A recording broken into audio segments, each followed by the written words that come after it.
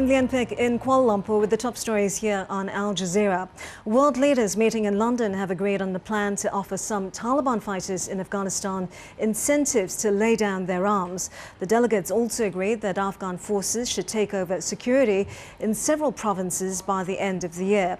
$140 million was pledged at the one-day summit to begin the reconciliation process.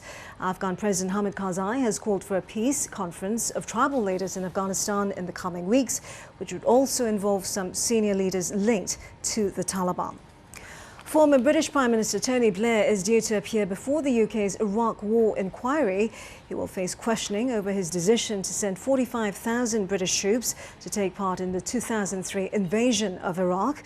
Blair is expected to be asked about claims his government exaggerated intelligence reports about Iraqi weapon systems, and whether he told US President George Bush he would commit British troops before consulting Parliament or the public. Japan's trade minister has urged car maker Toyota to restore customers' confidence after a series of safety recalls in the US, Europe and China.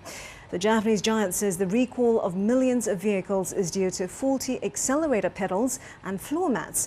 Toyota's share price has dropped 15% over the past week. Former French Prime Minister Dominique de Villepin has been cleared of plotting to discredit President Nicolas Sarkozy during the 2007 presidential campaign.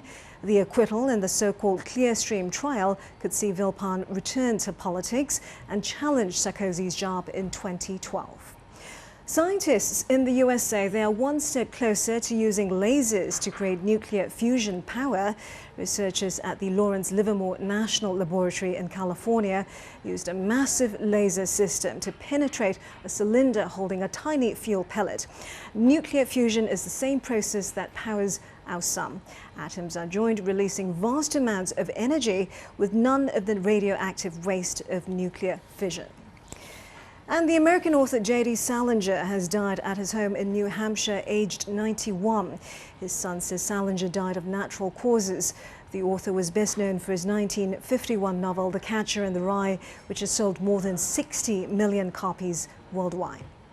And you can always find more on our website, aljazeera.net/English.